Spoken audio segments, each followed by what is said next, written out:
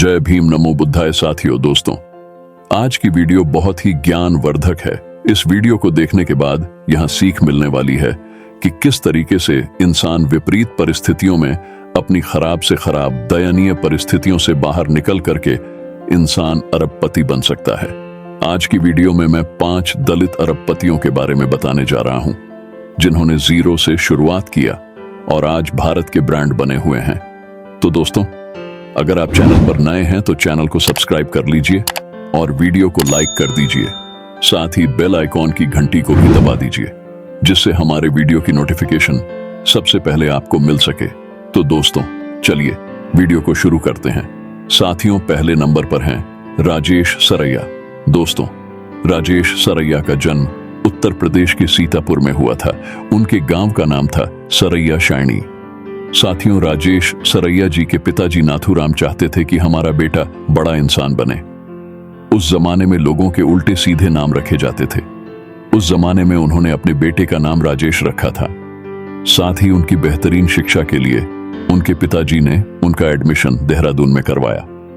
वहां से पढ़ाई करने के बाद रूस चले गए और रूस में जाकर के पढ़ाई कंप्लीट करने के बाद उन्होंने एक स्टील फैक्ट्री की शुरुआत की और आगे चलकर कि उन्होंने स्टील फैक्ट्री को इतना बड़ा बनाया कि कई देशों में उनका व्यापार चलता है। यूक्रेन में और तमाम देशों में उनका व्यापार चलता है और वह भारत के ही नहीं बल्कि विश्व के अरबपतियों में उनकी गिनती होती है।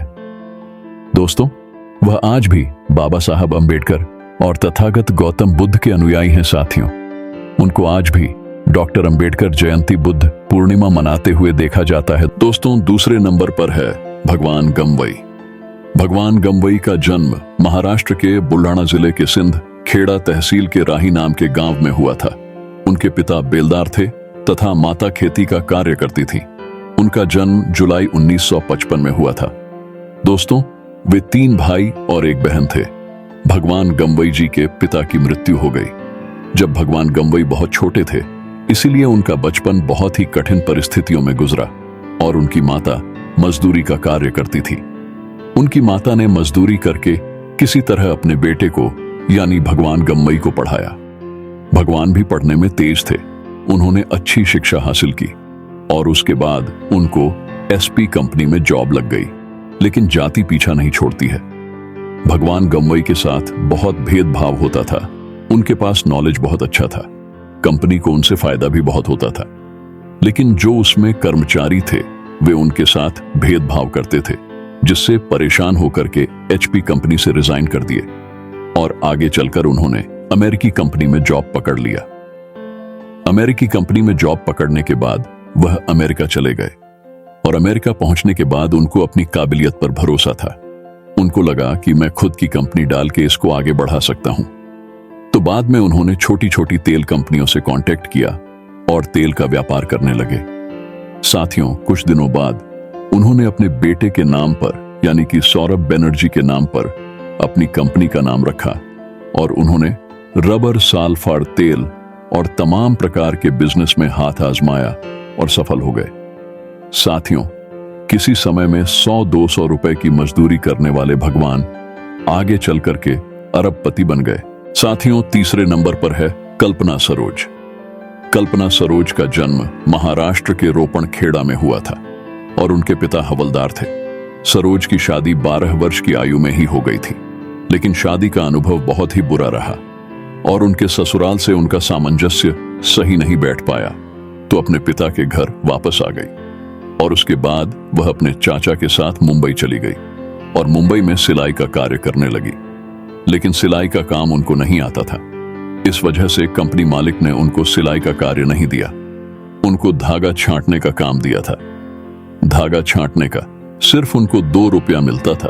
फिर धीरे धीरे उन्होंने कुछ पैसे की व्यवस्था की और घर पर ही कुछ सिलाई मशीन ही और कुछ लड़कियों को रोजगार दिया और धीरे धीरे उससे उन्होंने 1 लाख रुपए इकट्ठा किया और एक विवादित जमीन खरीद ली, जिसकी कीमत आगे चल करके 50 लाख रुपए हो गई और उस विवादित जमीन पर एक बिजनेसमैन से पार्टनरशिप करके बिजनेस को आगे बढ़ाया, जिसमें से 65% कल्पना सरोज को मिलता था और उन्होंने 4.5 करोड़ रुपए इकट्ठा कर लिया।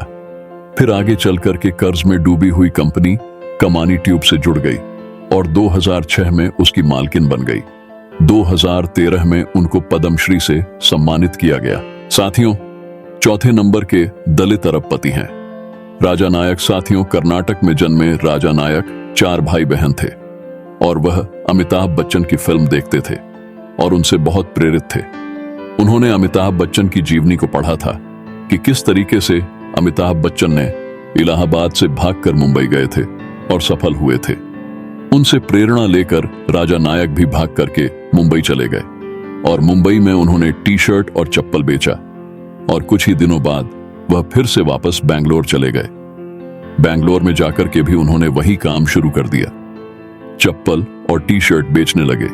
धीरे धीरे आगे बढ़ते गए और दोस्तों, उन्होंने खुद की अपने निजी कंपनी खड़ा कर दिया और दोस्तों, उन्होंने अपने बिजनेस को इतना आगे बढ़ाया कि आज के समय 9 दलित अरबपतियों में से एक है। साथियों, 5वें नंबर पर है सुधीर राजभर। दोस्तों, पूरे भारत में जहां कुछ लोग जातिवादी मानसिकता के लोग हैं जो चमार शब्द को गाली के रूप में यूज करते हैं, वहीं पर सुधीर राजभर ने चमार शब्द को ही ब्रांड बना दिया है, जो देश और विदेश यानी भारत में और विदेशों में हर जगह चमार को ब्रांड के रूप में देखा जाता है। तो ये कारनामा किया है सुधीर राजभर जी ने।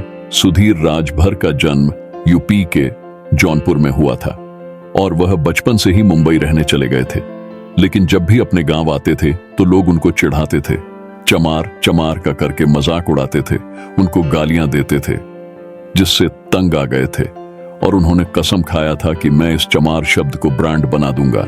और इसके बाद वह मुंबई पहुंचते हैं। मुंबई जाकर के वह बाइक बनाते हैं, चमड़े का बैग बनाते हैं, लेदर का बैग बनाते हैं, उस पर लिखते हैं चमार और धीरे धीरे कंपनी की शुरुआत करते हैं और उस कंपनी में दलित समाज के लोग और मुस्लिम समाज के लोगों को जोड़ते हैं। चमड़े का कारोबार शुरू करते हैं और वहां बेहतरीन बेहतरीन पर्स और बेल्ट डिजाइन करने लगते हैं, जिनकी डिमांड बढ़ जाती है और भारत के साथ साथ अन्य देशों में भी उनका बिजनेस फैल जाता है। और साथियों, कहते हैं कि मान ले तो हार है और ठान लो तो जीत है। तो यही सुधीर कुमार जी ने करके दिखा दिया और चमार शब्द को ब्रांड बना दिया और इस समय भारत के अरबपतियों में शामिल हो चुके हैं। साथियों, परम पूज्य बाबा साहब अंबेडकर का सपना था कि हमारा यहाँ बहुजन समाज बिजनेस की तरफ बढ़े, शिक्षा तरफ बढ़े और अपनी खुद की एक ऐसी स्थिति बनाए और किसी से मांगने की जरूरत ना पड़े। बहुजन समाज को देने वाला समाज बनाना चाहते थे, जिसको मान्यवर श्री कांशीराम ने सपना पूरा भी किया था और सुधीर कुमार जैसे लोगों ने इसको फॉलो भी किया है। तो साथियों, हमको और आपको इन सब चीजों को समझते हुए आगे बढ़ना और खुद का बिजनेस खड़ा करना है। तो साथियों, आज मैंने आप लोगों को 5 अरबपतियों के बारे में बताया है जो दलित समाज से थे। तो दोस्तों, आज की जानकारी आपको कैसी लगी कमेंट करके जरूर बताइए। अगर चैनल पर नए हैं तो चैनल को सब्सक्राइब कर लीजिएगा। दोस्तों, वीडियो देखने के लिए दिल से धन्यवाद। जय भीम।